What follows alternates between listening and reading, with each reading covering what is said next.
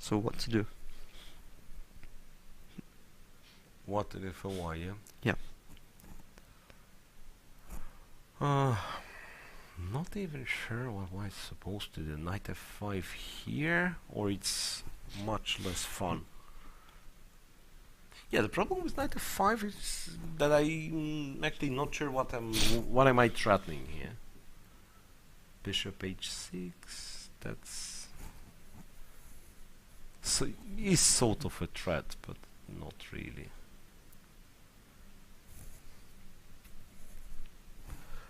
Looks. Yeah, that's the problem. It always looks decent for black, and you can say black can play reasonable moves, but Maybe knight f5 you is have to find all of the aim of knight f5 is to play g4 next. I don't know. But Looks ambitious, but why no? About the f4 square, maybe not so much. I really do not, because maybe my next move can be like king h1 and rook g1. So like in style of real Yeah, those famous Kasparov's attacks, or I believe that there were players before him putting knight on f5, going to g4, king h2, bring the rook to g1. So we'll see if knight f5 works in this exact moment. It was played. Black has taken on f5, now that I can see it from a camera view, and went knight f8. Maybe we can consider this position slightly better for white. Because it depends, I guess. If you're in time to put your things on e4, if you're in time to block the pawn, yeah? So what do? You take on e5? Yeah, maybe I was thinking about taking on e5, d takes e5, and probably c4 at some point. I mean... just to open up like that. No, but exactly there, maybe you can take with queen d2, because rook d2 is not possible because of bishop Runs a5. into bishop a5, yeah. Yes, so that's why it's still not... You can take with the knight. Yeah, maybe I can take with knight, yes. You can take with the knight. Maybe this is still... Maybe this is better for white. Maybe this is still playable. Yeah, especially if you allow white another tempo or two so that he puts the knight on e4. That will be unpleasant. Right. That will certainly be unpleasant. Maybe black should save the queen, playing knight d7 or queen c8, but white have an extra space. Does white and a pair of bishops? D8? But it's not clear what to do with black there. Yeah, I agree. It's just that I thought if white wanted to trade the queens, he could do so immediately and then go c4. But maybe you're right. Maybe it's just like giving black a choice between two not so good options. Yeah, so Wesley took on e5, d takes e5, and I consider c4 is the main line there. Well, because otherwise knight d5. He does have... is probably a threat. Does he have queen e2? Like queen e2? You still go knight... maybe knight d7. Knight d7 or knight d5. Knight d7, and the plan was to go knight d2 and to have some position like that, which is probably maybe not. bishop b6 as well. Yes. So this one is... We'll keep exchanging. So Wesley took on d8, but with rook b to d8, and then he went c4.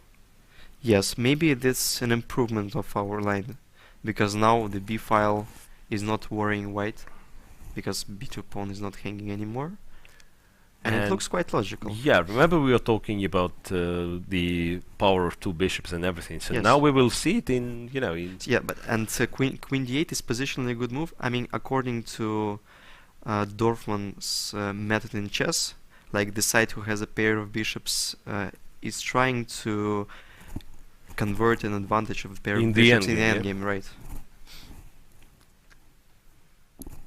So I might guess that Wesley... Seems like he's getting a pleasant position, or maybe even more than pleasant, because the threat is clear. He wants to take on b5 and then somehow attack this pawn. Not sure if immediately, because bishop d3 runs into a g4. Was played already. Yeah, and now we can see that not that much time left for the players.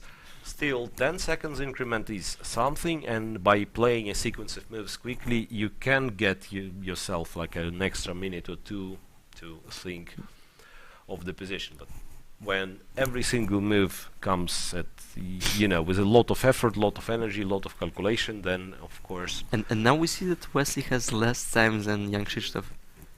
Suddenly. So somewhere on the way he has spent his 5 extra minutes, something. Yeah, it was like 5 extra minutes. Yeah, so he traded his time into a small positional advantage. Yeah, in a generalized sense, a game of chess, competitive game of chess, not as the mathematical problem, right? Yes. To find the best move. And time is one of the main factors. Yeah. So then, in generalized sense, the game of chess is the game of exchanges, right? Not on on the basic level, it's material, right? Like, so we exchange the bishop for the knight, sometimes a minor piece for 3. For 3 pawns, that's one thing. Then sometimes you exchange the space for development, the central position for the safety of your king, this and that. And the time is also a factor, right? I mean, who cares if your position is very good, but it's complex and you're on 30 seconds with no increment? So it's pure economics. Yeah, so you have to value, to understand which factor is more important in this particular case, and to give away one thing just to gain the other. Rook to b8, coming back, because rook will be useful on b8. B takes. Now it's a time to regroup in some clever way, so that... Is there some idea... Can I do bishop e4 there? I'm trying to improve the position of my bishop. No, just king g2 was played by Wesley. It's like...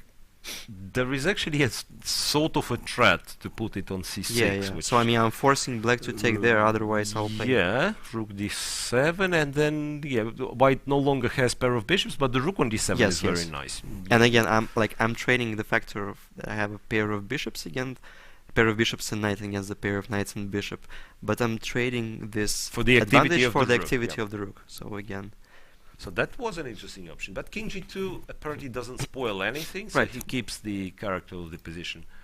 And he keeps the same idea for the next move. Yeah, knight b6 was played. Knight b6 is... no, I thought it is a pawn sacrifice. Black can take with the rook. It's not a pawn sacrifice. Yeah, of course. I thought bishop b6, rook b6... sorry, bishop b6. Bishop b6 takes on e5, but no, he is planning to take with the rook. And the knight is heading towards c4. Or d5. Or d5, f4 is another option, so because I wanted to play bishop c5 and then knight d5 there. So that's why Wesley took on b6. He takes on b6 anyway, rook b6. But is there anything concrete? Because otherwise... A bishop e4? Yeah, bishop e4 trying to play for a blockade. So in... kind of in an ideal world, he wants this knight from f6 to take on e4 and then somehow to keep the blockade and put the bishop, the knight, the remaining knight from f3 to e4. Maybe there is something like b4. Okay, we have to calculate this variation, probably. Moving the rook. But I'm not sure if b4 is a threat of anything. Bishop d6. Yes, bishop d6 was played instead of b4. Duda, bishop d6, now opting for b4 and then to take it with the bishop. Yeah, so creating the threat is more powerful than making a threat immediately. Rook e2? Yeah, if I'm not mistaken. Rook e2? Yes. So now he can play b4 if he wants. Yeah, so I'm forcing black to take with bishop there. And now maybe I can create something connected with e5 pawn like bishop c2 attacking a4, attacking e5. e4 and it all comes to tactics. e4, knight d4 apparently, right? It's not even here, it's not clear. Because there is like a somewhat weird route for the knight to go to h2, f1, g3. Yes, and attack the pawn. It may be a bit long. Knight d4, a6 is a4 is hanging. So yeah, so it's still like white is out of risk and yeah, white is still trying. Maybe he will be able to to win the e4 pawn. So 2 minutes 40 seconds left for Wesley So, and I believe Jan-Krzysztof Duda is below 2 minutes. I believe this is 1:20 something left for him. Did Black play a move? Not yet. No. Not yet. Oh wait, did White Maybe play? we can switch for a while to Yeah, Hikaru. let's go to Hikaru's game. So all of a sudden Hikaru's. Yeah. I would claim like queen side will most likely just come off. Yes. At some point, Black plays b4 and all the pawns will be Traded. eliminated, and then you can hardly win this. Well, but So we are far behind. I suggest that we watch it from the camera view, because we apparently do not get the moves in time. yeah, so probably a bishop f2 there. No, not there. Sorry. I just can't see Knight what is happening on the board. f3. I guess. Wow, rook c6. Yeah, he has blundered. Yeah, knight f3, bishop takes f2. Yeah, Jan-Krzysztof Duda has blundered heavily. He's a piece down. He's a piece down against Wesley So, and Wesley So continues grabbing all those pawns. Rook f3 was completely lost. Yeah, he could have won the piece back, but it was completely lost back then. And of course, I mean, normally you do not play such positions against Wesley So with 10 seconds increment. It's just the disappointment of Jan-Krzysztof Duda on that after such a nice start. Well, some would say he shouldn't have allowed the tiebreak at all, right? Yes. And then yeah, now he will be the one who will need the win with white pieces in order to tie this match. So 2 consecutive victories it will be for Wesley. So I have no doubt that Yes, of course. this will be converted. So let's see how it happened, because yeah, the position was. yeah, okay. I can't say mean, it was calm, but we can't really. As for the moment, the game has finished. The game has finished. So 1-0 for Wesley So. Same for Hikaru Nakamura. So both Americans winning with the white pieces.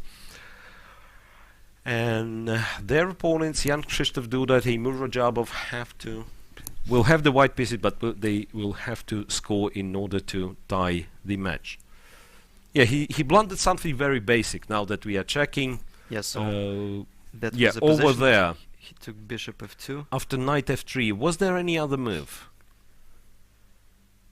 Like rook d6? You're a pawn down, but you're still alive. Taking on e4, you're still alive, right? Like knight e4, knight d4, rook b6. Okay, maybe not the best position out of them all, but yes, you're still playing. Yeah, but anyhow, Duda went f2, for bishop f2, which is losing immediately. Bishop takes c6, rook takes e2, bishop takes b5. The rook is attacked. Yeah, and after rook c2, there is bishop d3. Or you can take a4 first and then go bishop d1. Yes. Alright, so a terrible blunder, and now he finds himself in a must-win situation. I believe we have something like 10 minutes before between those two games, before the second game of this tiebreak will start. So I believe we will use this time to show some ads, to break a little, and then come back a couple of minutes before the start of game number 2.